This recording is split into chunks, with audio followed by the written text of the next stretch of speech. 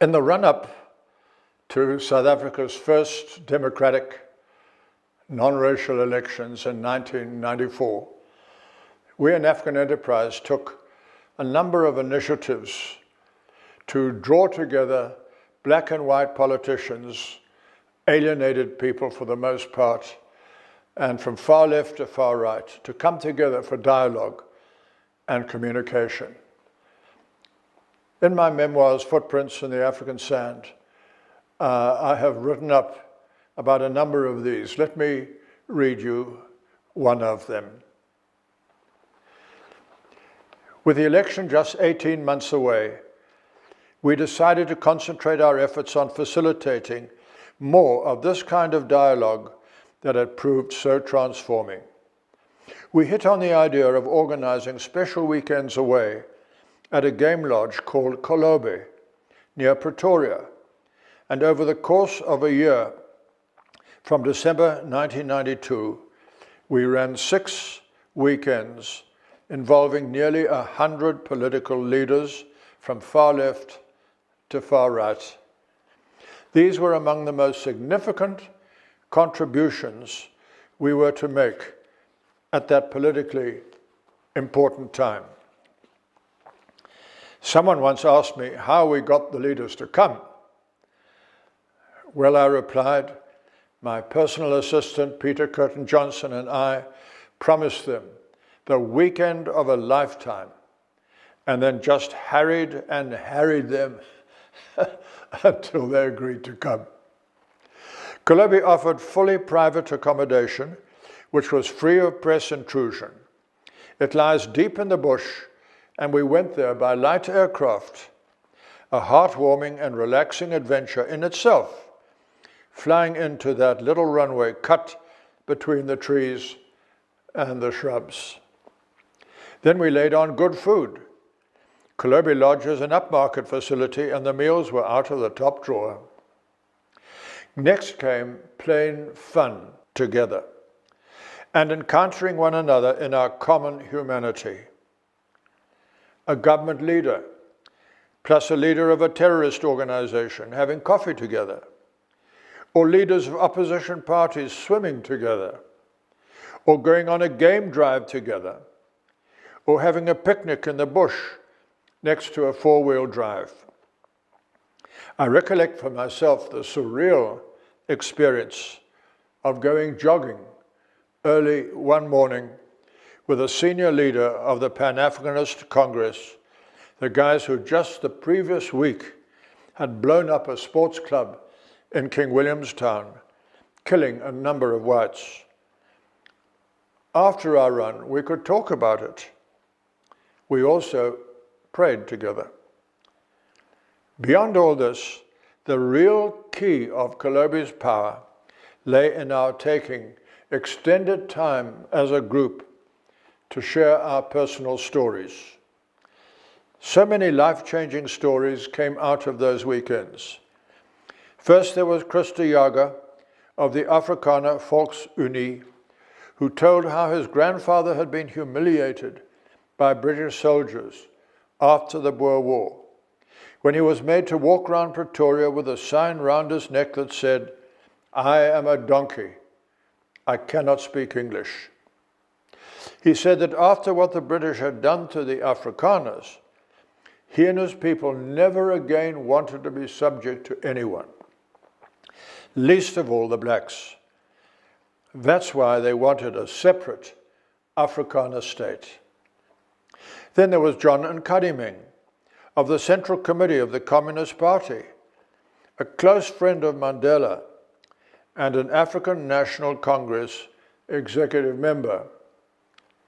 He told how he came out of a tribal background in northern Transvaal and how, as a so-called kitchen boy, he was abused by a Christ-professing Afrikaans farmer.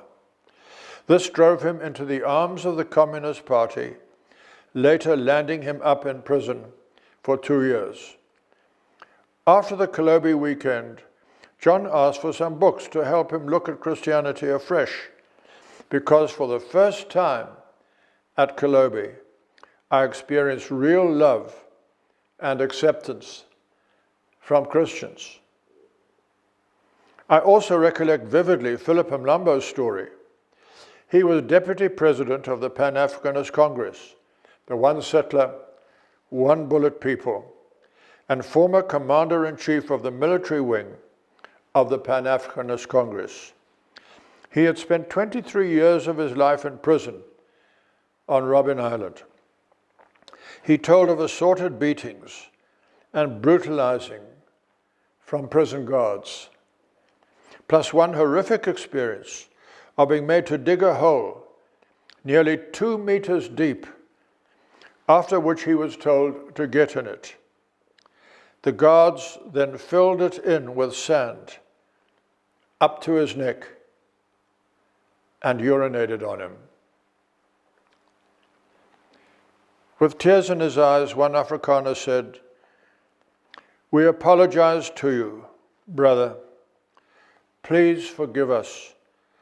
I didn't know we did such things."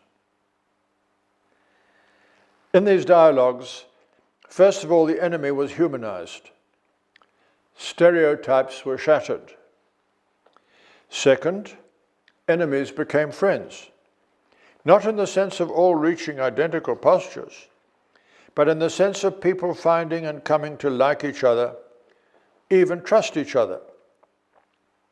Third, people learned things in these encounters which they had never thought possible.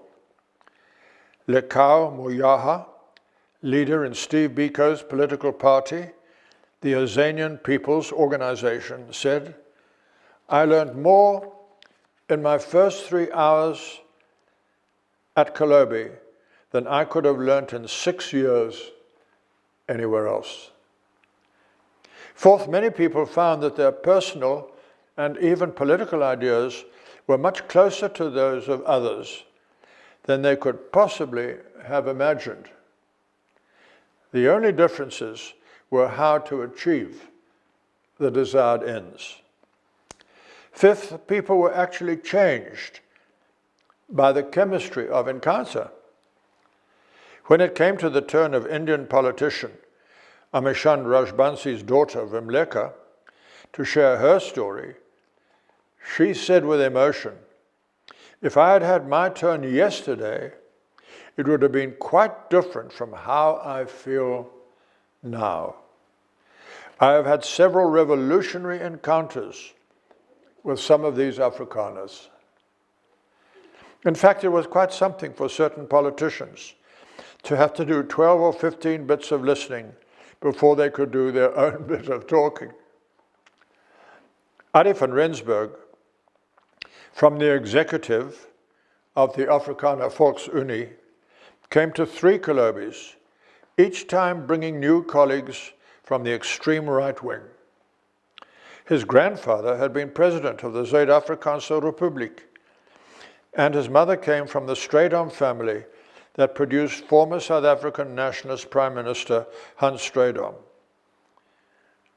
Arie later wrote, "Facing people who were on the wrong side of the apartheid fence made me realize with shame and sadness that apartheid had become a monster which dehumanized people and subjected them to the most degrading laws and regulations, and all in an attempt to preserve a status quo which could no longer be defended."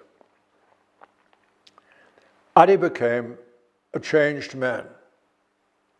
And like his boss Andries Beyer in the Afrikaner Volksunie, who joined de Klerk in unwinding apartheid, he resigned from the party.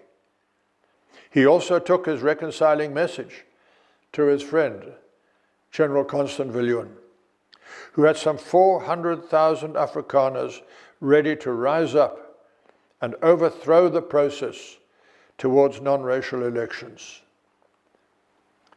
Home Affairs Minister Dani Schutte added, "I also believe Kolobe had a significant part in finally getting the right-wing Afrikaners into the elections."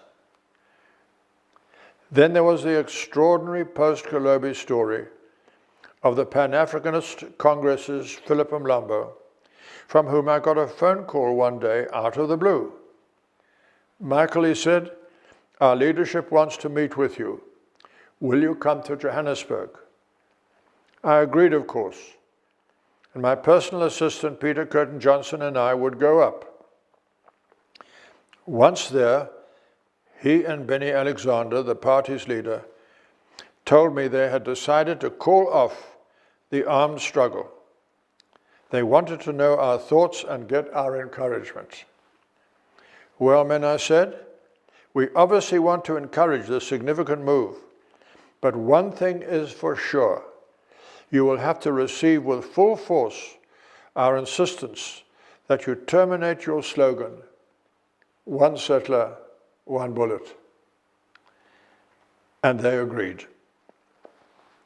5 years later, when I was in the UK at a reconciliation conference in Coventry, which happened the day after Princess Diana's tragic death, who should be there but Philip Mlambo?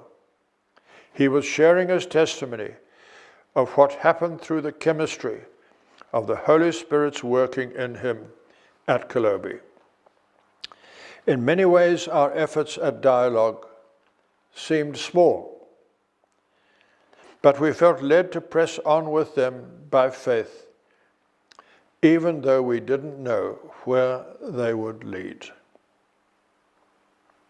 Well, in the next few chapters, I talk about the extraordinary, transforming, miraculous, even historic outcomes which came from those Kolobe Lodge Dialogue weekends. It's a terrific story, and I think you'll enjoy it.